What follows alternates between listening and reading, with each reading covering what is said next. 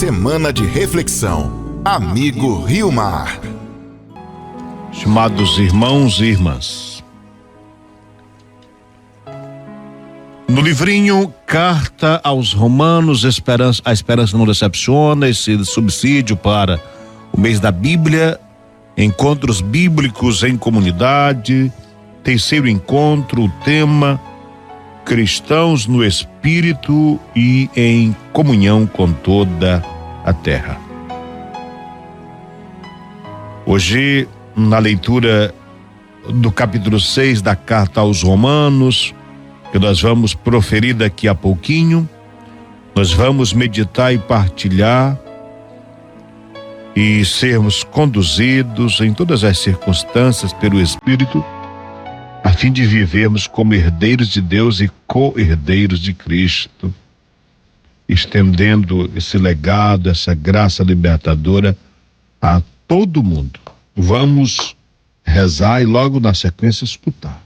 Jesus, caminho, verdade, vida, vós nos chamais a viver unidos a vós, em comunhão com os nossos irmãos e irmãs e em harmonia com toda a criação. Ensinai-nos a amar sem medir, a partilhar o pão, a escutar o clamor da terra e dos pobres. Ficai conosco neste dia e sempre. Amém. Capítulo 6 da Carta aos Romanos, os 11 primeiros versículos. São Paulo disse: o que vamos dizer? Que devemos permanecer no pecado para que a graça cresça ainda mais? De jeito nenhum. Nós que morremos para o pecado, como haveríamos de continuar ainda vivendo nele? Ou vocês não sabem que todos os que fomos batizados em Cristo Jesus, fomos batizados na sua morte? Por meio do batismo na sua morte, fomos sepultados junto com ele, para que, assim como Cristo foi ressuscitado dos mortos pela glória do Pai, assim também nós vivamos uma vida nova. Porque se nos tornamos totalmente unidos a ele por meio de uma morte semelhante à sua, também nos tornaremos totalmente unidos a ele por meio de sua ressurreição. Sabemos que nosso velho eu foi crucificado com ele para que fosse destruído este corpo de pecado e assim não mais sirvamos ao pecado, pois quem morreu ficou livre do pecado. Mas se morremos com Cristo, acreditamos que também viveremos com ele, cientes de que Cristo, ressuscitado dos mortos, não morre mais. A morte já não tem domínio sobre ele. De fato, morrendo ele morreu para o pecado de uma vez por todas, e vivendo ele vive para Deus. Assim também vocês se considerem mortos para o pecado e vivos para Deus em Cristo Jesus. Palavra do Senhor. Estimados irmãos e irmãs, sobre a salvação, Paulo usa uma linguagem persuasiva, ele corrige o sentido mitológico da graça e da lei, que alguns pagãos acreditavam que a graça da salvação seria mágica, e os judeus da mesma forma acreditavam que alguns ritos religiosos salvavam. Outros diziam é pela prática da lei. E São Paulo vai dizer que não. Nós somos salvos pelo sacrifício de Cristo na cruz. Então somos chamados a morrer para o pecado e viver para a graça. Por meio do batismo, na sua morte, nós fomos sepultados com ele, para que assim como Cristo ressuscitou dos mortos pela glória do Pai, assim também nós vivamos uma vida nova. Porque se nos tornamos totalmente unidos a ele por meio de uma morte semelhante à sua, também nos tornaremos semelhantes a ele por meio da sua ressurreição. O nosso velho eu foi crucificado com Cristo para que fosse destruído o pecado e assim já seríamos livres e não mais escravos do pecado.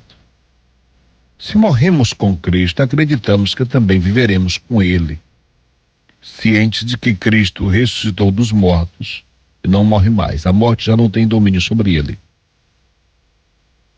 Morrendo, Ele morreu para o pecado de uma vez por todas e vivendo, vive para Deus. Assim também nós vivemos para Deus. Somos chamados a viver para Deus. O que é, então, esse batizado que morreu para o pecado e nasceu para uma vida nova? Foi marcado com o sinal da salvação. Ao ser perguntado se alguém, depois de ser batizado, a graça o salvaria mesmo continuando a pecar, ele responde: olha, o batizado não é para viver de qualquer jeito. Por isso, ele diz: de jeito nenhum, não é para viver de qualquer jeito. A salvação nos é dada, mas a gente precisa viver como homens e mulheres salvos.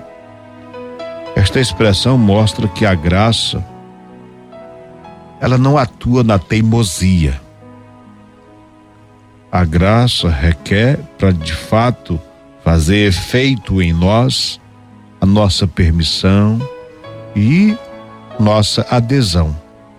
A graça resgata, apaga, supera o pecado, mas ela pressupõe a disposição, ou seja, a nossa fé, que projeta, que lança para além do lugar do pecado e permite ver a luz da graça. Quem vive para o pecado não pode viver para a graça. O pecado inutiliza a graça, ainda que ela seja abundante. Assim, a graça ajuda a morrer para o pecado. E a graça vem em nosso socorro, mas como disse, é preciso que no mínimo nós demos espaço, abertura, queiramos. O que é então estar em Cristo? Se alguém está em Cristo, é uma criatura nova. O seu velho eu morreu, diz São Paulo. Jesus não realizou sua vida sepultado, mas no serviço, no resgate, na missão. A expressão que aparece no texto bíblico, sepultados com Cristo, indica o modo como o cristão vai viver o seu batismo. Esse sepultamento com Cristo é a capacidade de renunciar a si mesmo, aos vínculos com o passado e tomar a própria cruz de cada dia. Quem não sai das suas estruturas pessoais e não busca o caminho da comunhão, do compromisso com o outro e da sinodalidade, não vai ressuscitar com Ele.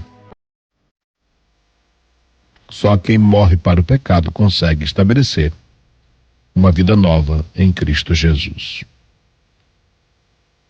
Quais seriam as mudanças que a palavra provoca em nós? O primeiro é a consciência. A consciência de que nós fomos redimidos, salvos, resgatados pelo amor de Cristo. Segundo, vamos procurar conformar a nossa vida a Cristo. Como diz São Paulo na carta aos Filipenses, nós escutamos no domingo passado na missa: procurai ter em vós os mesmos sentimentos que havia em Cristo Jesus. Ele, existindo na condição divina, não fez disso uma usurpação, mas esvaziou-se para assumir a condição humana, fazendo-se obediente até a morte e morte de cruz. Amém. Você acompanhou Semana de Reflexão, Amigo Rio Mar.